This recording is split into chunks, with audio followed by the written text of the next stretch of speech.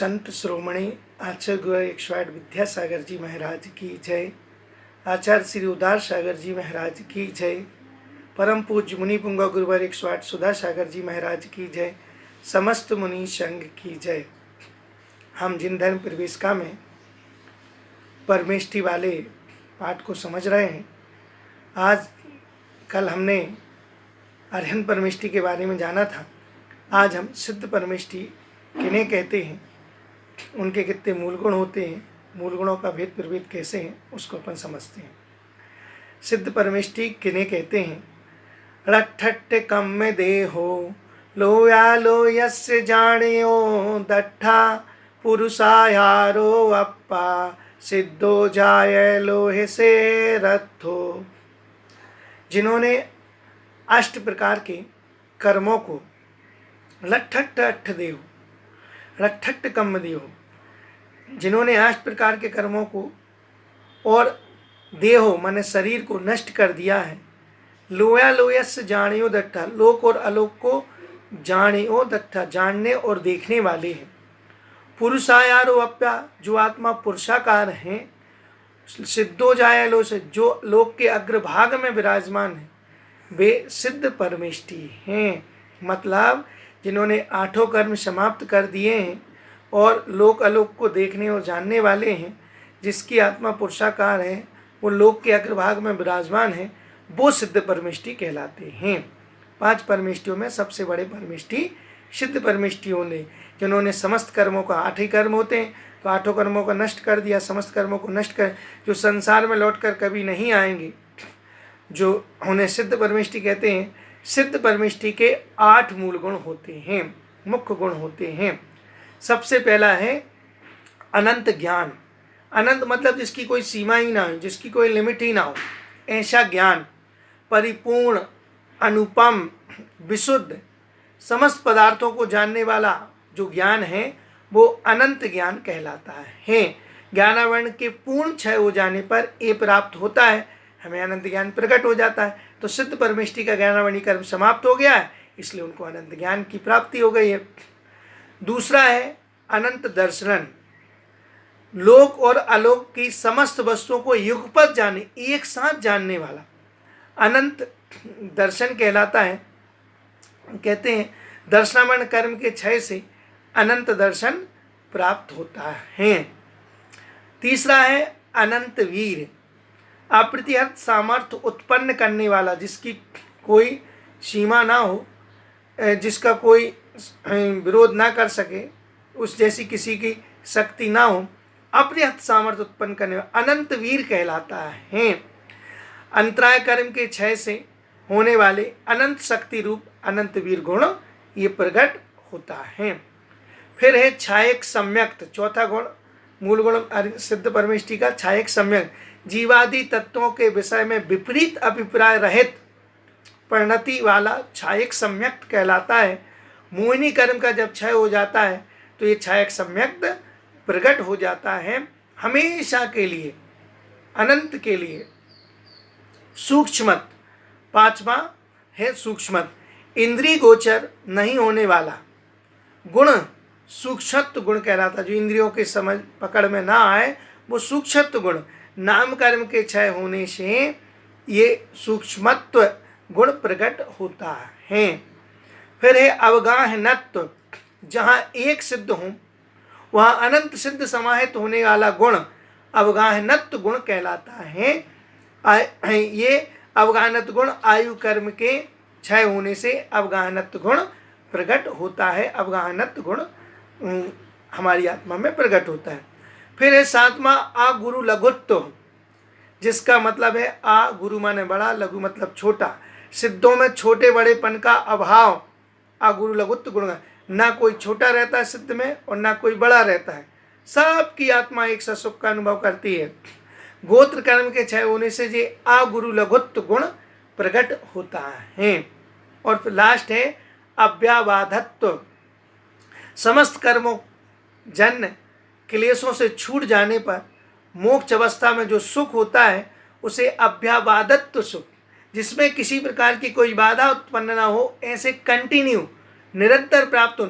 अपन लोग कोई सुख भोगते हैं कुछ खा रहे थे लोग, फोन आ गया, अब उसको रोकना पड़ा।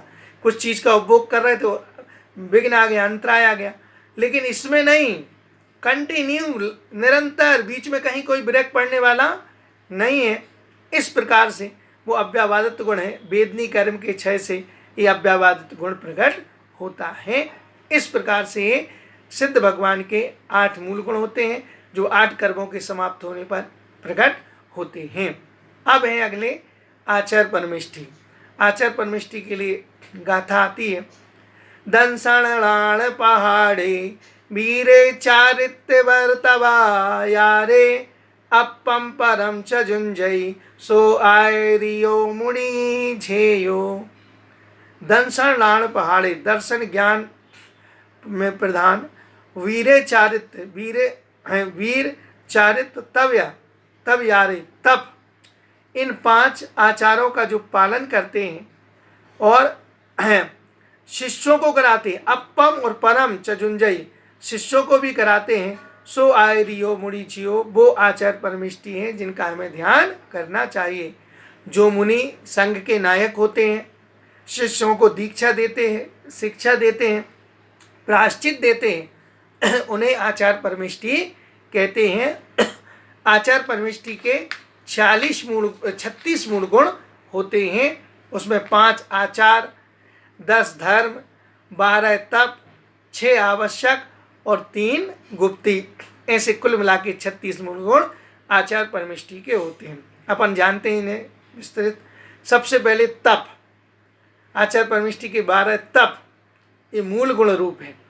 कर्म क्षय की भावना से अपनी सांसारिक इच्छाओं को रोकना तप कहलाता है। इच्छा निरोधा तपः, संसार कर्म क्षय की भावना से इच्छाओं को अपन जो रोक रहे हैं संसारिक, वो तप है।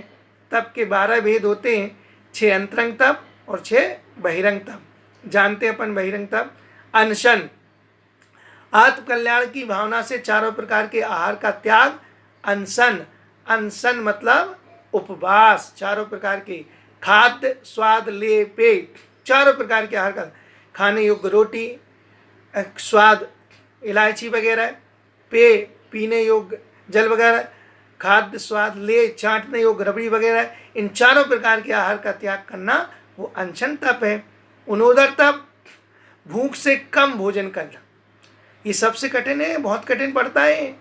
अगर आपके थाली में 56 प्रकार के व्यंजन रखे और उसमें से फिर छोड़ना, लेकिन आचार परमिष्टि का ये मूल गुण है, वो जैसे जितनी भूख है उससे कम भोजन करते हैं।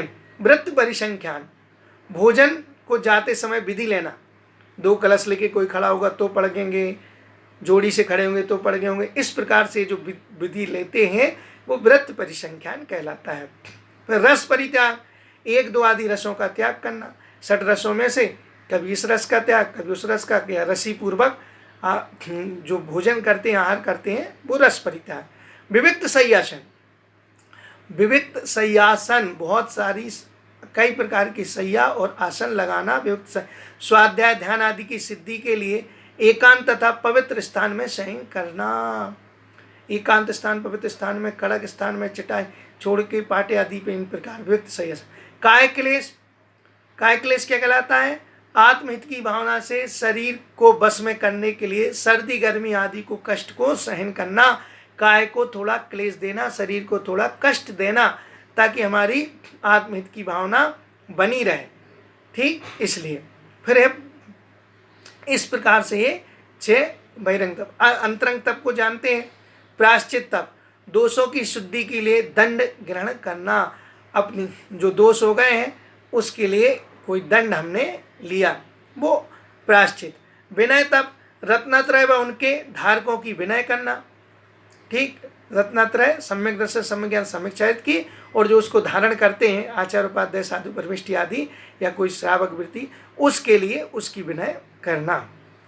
वैयाव्रत, मुनियों के त्यागियों की सेवा करना। वैयाव्रत अच्छे से आप लोग जानते हैं। स्वाध्याय तप, शास्त्रों को पढ़ना, पढ़ाना, विचारना, उपदेश देना, ये मूल गुण है और तप में आता है। स्वाध्याय परम तपः, स्वाध्याय को परम तप कहा जाता है। इसलिए जिनवाणी की आराधना हमें करते रहना चाहिए, पढ़ते रहना चाहिए। तो ये शास्त्रों को पढ़ना, पढ़ाना, विचारना, उपदेश देना आदि। व्युत्सर्ग तप, शरीर से ममत्व भाव छोड़ना। अपन व्यूसर शरीर से कोई ममता नहीं, बाल मेरे ऐसे होने चाहिए, ऐसे होने चाहिए, इस प्रकार शरीर मेरा टिप टॉप दिखना चाहिए, बिल्कुल नहीं। शरीर से ममत्व भाव को छोड़ना। और ध्यान तब एकाग्रता के साथ आत्मचिंतन करना। ठीक, एकाग्रता से पूर्वक आत्मा का चिंतन आदि कर रहे हैं, वो ध्यान कहलाता है। ऐसे 6 बहिरंग तप और 6 अंतरंग तप, 12 तपों का आचार्य परमेष्टि मूल गुण रूप पालन करते हैं। अब है अगले 10 धर्म। तो धर्म किसे कहते हैं? जो प्राणियों के संसार के दुखों से छुड़ाकर उत्तम सुख में प्राप्त करा दे, उत्तम सुख प्राप्त करा दे, वो कहलाता है धर्म। धर्म 2 प्रकार के होते हैं, एक व्यवहार धर्म और एक निश्चय धर्म। इसे हमें बहुत जरूरी है, हमें समझ लेना चाहिए कि ये कैसा होता है। सबसे पहला है व्यवहार धर्म, जो निश्चय धर्म का कारण हो, मतलब कार्य निश्चय रूप और कारण रूप जो हो, वो व्यवहार धर्म, उसे व्यवहार धर्म कहते हैं। जैसे पंच परमेष्टि की भक्ति करना, मुख्य रूप से तो हमें सिद्ध बनना है, लेकिन उसकी साधन क्या है? तो हमें पंच परमेष्टि की भक्ति करना, आहार दान देना, 6 आवश्यक देव पूजा, गुरु उपासना, स्वाध्याय, संयम, तप आदि करना गृहस्थों का परम धर्म है। साधु की अपेक्षा 6 आवश्यक शुभ उपयोग व्यवहार धर्म है। साधु के लिए क्या है? 6 आवश्यकों का पालन करना, शुभ उपयोग में रहना, ये व्यवहार धर्म। गृहस्थ व मुनियों द्वारा किए जाने वाला व्यवहार धर्म परंपरा से मुक्ति का कारण बनता है। परंपरा वाइज ये हमें मुक्ति प्रदान करता है, इसलिए हमें धर्म ध्यान में, व्यवहार धर्म में लगे रहना चाहिए, ताकि हम निश्चय धर्म की प्राप्ति कर ले। निश्चय धर्म क्या है? चारित्र ही धर्म है।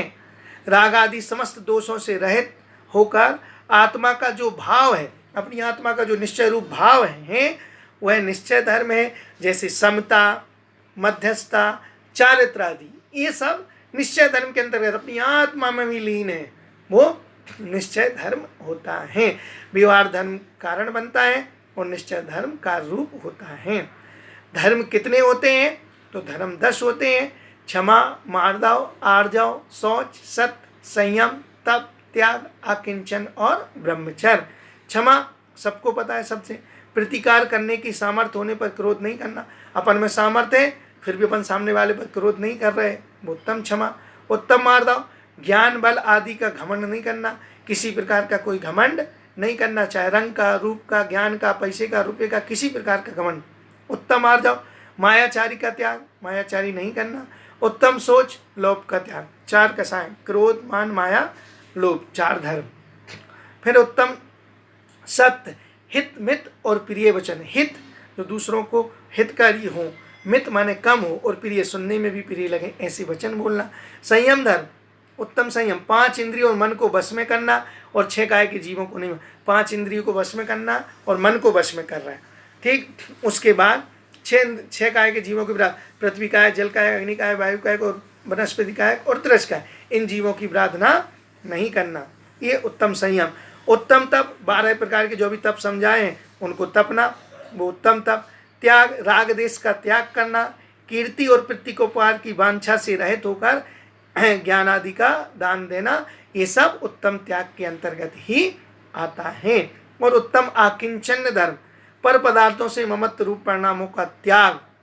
ये आकिंचन धर्म, थोड़ा सा बाकी धर्म तो शब्दों से समझ में आ जाते, लेकिन आकिंचन धर्म पर पदार्थों से ममत्व रूप परिणाम, उसका त्याग करना, वो या फिर और सरल भाषाओं में त्याग का भी त्याग करना, वो उत्तम आकिंचन धर्म है। मतलब अगर हमने कोई व्रत उपवास किया है तो हमें बताना नहीं है, हमने वो त्याग किया, वो त्याग के बताने का भी त्याग करना, वो उत्तम आकिंचन धर्म। और ब्रह्मचर्य धर्म, स्त्री मात का त्याग करना एवं आत्म स्वभाव में रमण करना, उसको बोलते हैं ब्रह्मचर्य धर्म।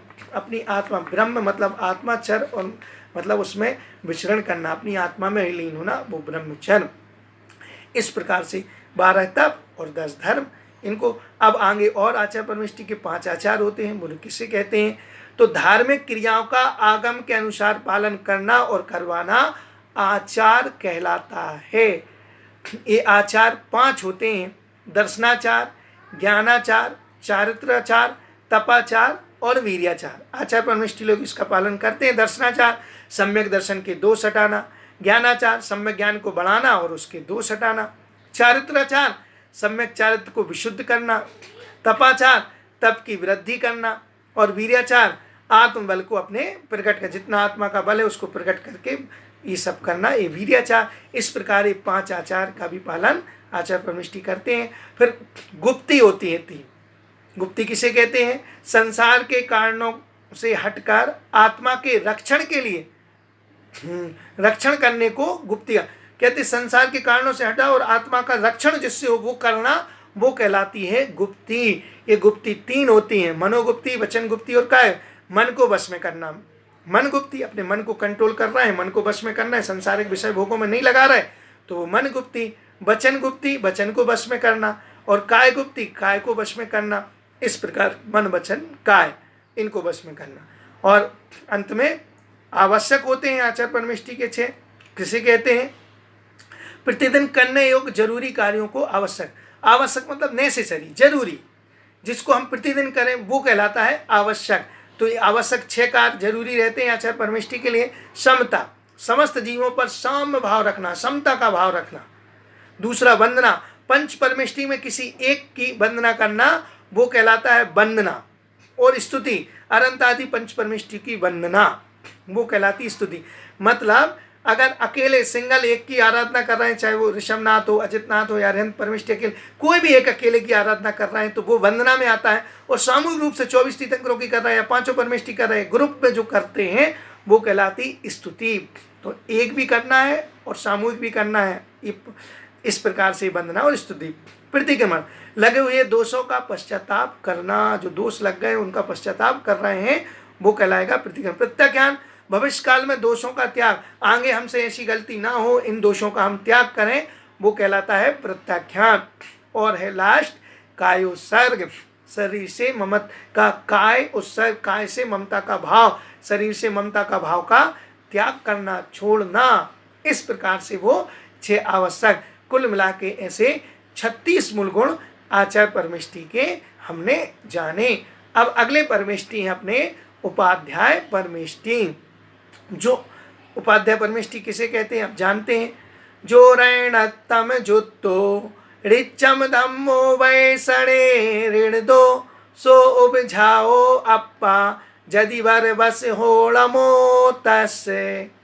जो रत्नात्रय से युक्त हैं, हमेशा धर्म का उपदेश देने में लगे हुए हैं, ऐसे मुनियों में जो प्रधान आत्मा को उपाध्याय परमिष्टि कहते हैं। उपाध्याय परमिष्टि के 25 मूल गुण होते हैं, 11 अंग और 14 पूर्व। ऐसे रत्नात्रय सम्यक दर्शन, सम्यक ज्ञान, सम्यक चारित्र से युक्त हैं, धर्म का उपदेश देने में लगे हुए हैं।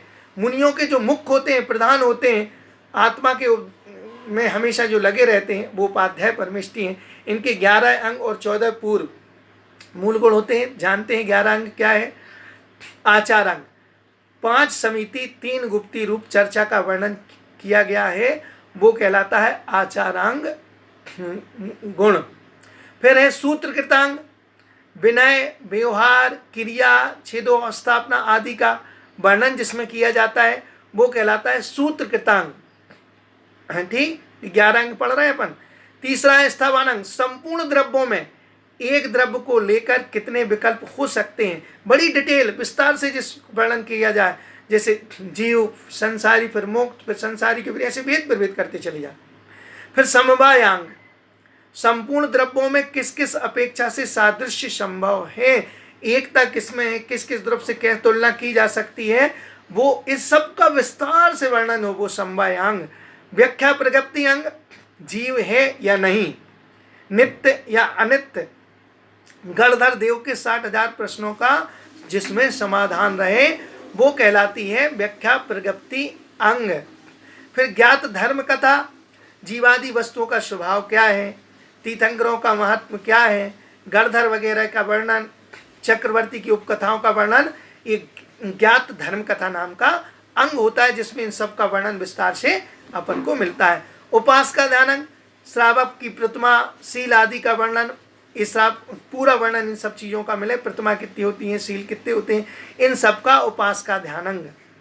अंतःकृत दशांग, प्रत्येक तीर्थंकर के तीर्थ में घोर उपसर्ग सहन कर संसार का अंत करने वाले 10-10 महामुनि राजों का वर्णन जिसमें हो, वो कहलाता है अंताकृत दशांग। प्रत्येक तीर्थंकर के काल में किस किस प्रकार से उपसर्ग सहा, किस किस प्रकार से उन पर उपसर्ग वर्णन हुआ, उन सब महामुनि राजों का वर्णन इसमें मिलता है।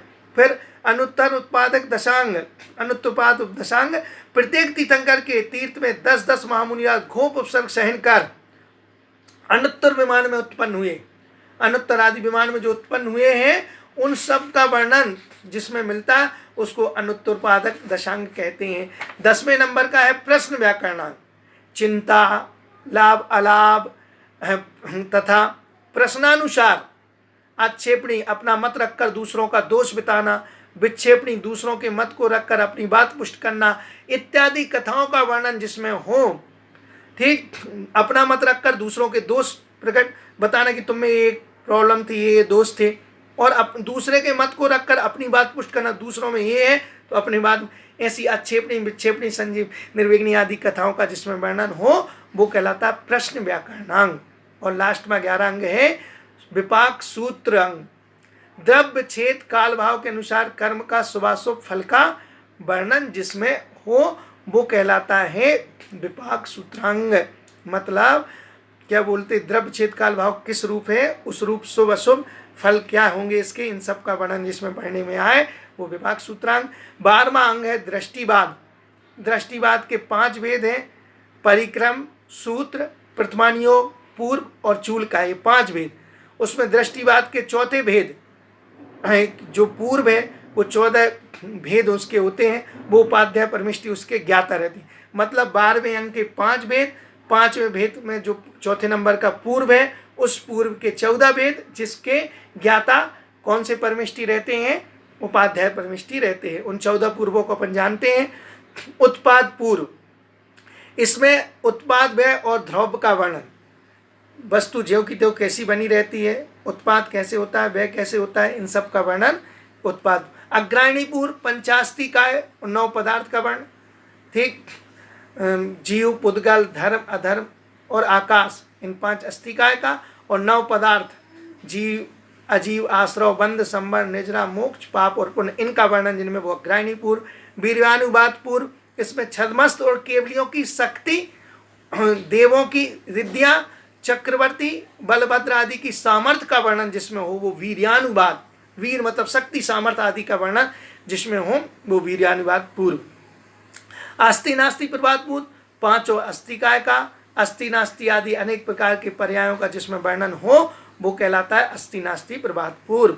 ज्ञान प्रभात पूर्व, ज्ञान के लक्षण कितने, किसी ज्ञान के लक्षण, उनके भेद, उनके सौम्य आदि, कौन इसको ग्रहण कर सकता है, इसके कितने भेद प्रभेद होते हैं, वो ज्ञान प्रभात पूर्व में सविस्तार बहुत बड़ा होता है, बहुत विस्तार, सभी अंग और ये पूर्व बहुत बड़े बड़े हैं, करोड़ों अरबों की संख्या में इनकी गाथा और श्लोक आदि होते, इनका वर्णन होता है। सत्य प्रभात पूर्व, 10 प्रकार के सत्य, वचन गुप्ती, भाषा, शब्द उच्चारण के स्थान, वक्ता के अनेक प्रकार का वर्णन हो वो सत्य प्रभात पूर्व कहलाता है। आत्म प्रभात पूर्व क्या कहलाता है, आत्मा के अस्तित्व, नास्तित्व, कौन को आत्मा का अस्तित्व कैसे है, नास्तिपना को कैसे प्राप्त हुई, नित्य कैसे होती है, अनित्य कैसे आदि का सटकाय जीवों का जिसमें निरूपण किया जाए वो आत्म प्रभात पूर्व कहलाता है। कर्म प्रभात पूर्व, बंध, उदय, बंध कैसे होता, कर्मों का उदय कैसे आता, उनकी उदीर्णा कैसी, उपशम आदि 10 जे दशाओं का कर्मों की उत्तम, मध्यम, जघन, स्त्री आदि का वर्णन किया जाए, कर्मों का पूरा सविस्तार वर्णन जिसमें मिले वो कर्म प्रभात पूर्व। प्रत्याख्यान पूर्व, व्रत, नियम, प्रतिक्रमण, तप, उपसर्ग, मुनियों के आचरण आदि का जिसमें वर्णन किया जाए वो प्रत्याख्यान पूर्व कहलाता है। विद्यानुवाद पूर्व क्या होता है, विद्याओं का, कौन कौन सी विद्याएं कौन कौन प्राप्त करता है, कौन सी विद्याओं से क्या होता है, लोक, समुद्रघात आदि का विवेचन जिसमें हो, लोग समुद्रघात आदि कैसे करते हैं, इन सब का विवेचन जिसमें वो विद्यानुवाद पूर्व। कल्याणवाद पूर्व, सूर्य, चंद्रमा, ग्रह, नक्षत्र, शकुन आदि का, बलदेव, चक्रवर्ती आदि का वर्णन इस पूर्व में किया जाता है। किस प्रकार से सूर्य, चंद्रमा कैसे घूमते हैं, कितने होते हैं, कैसा उनका परिवार रहता है, इन सब का वर्णन कल्याणवाद पूर्व में अपन जाए। प्राणवाद पूर्व, चिकित्सा, आयुर्वेदिक का पूरा वर्णन किस में आएगा, प्राणवाद में। आप कैसे स्वस्थ हो गए, आप कैसे उपचार कर सकते हो, कैसे रोग का निदान कर सकते हैं, इन सब का वर्णन जिसमें आता है वो प्राणावाद। क्रिया विशाल पूर्व है, छंद, व्याकरण, अलंकार आदि का वर्णन, स्त्री की 64 तथा पुरुष की 72 कलाएं जिसमें सिखाई जाती हों, बताई गई हों, उन सब का वर्णन जिसमें आए वो क्रिया विशाल पूर्व कहलाता है। इसमें ये सभी चीज़ें 64 कलाएं स्त्रियों की और 72 कलाएं पुरुषों की, ये सब का वर्णन इसमें विस्तार से मिलता है। और अंतिम रूप से पूर्व है त्रिलोक बिंदु सार पूर्व, लोक स्वरूप का वर्णन, जिसमें लोक का पूरे स्वरूप का वर्णन हो, ऊर्ध्व से, मध्य से, अधोलोक से, और कहते हैं मोक्ष सुख का वर्णन, सिद्ध भगवान कैसे सुख का अनुभव आदि करते, मोक्ष सुख कैसे होता है, इन सब का वर्णन जिसमें मिलता है वो है त्रिलोक बिंदु सार, तीनों लोकों के बिंदु का सार, इन सब का वर्णन जिसमें इस प्रकार से उपाध्याय परमेष्टि के हमने 25 मूल गुण जाने, 11 अंग और 14 पूर्व के बारे में। बाकी विस्तार हम आगामी दिनों में करेंगे। आज इतना ही। सभी को जय जिनेन्द्र।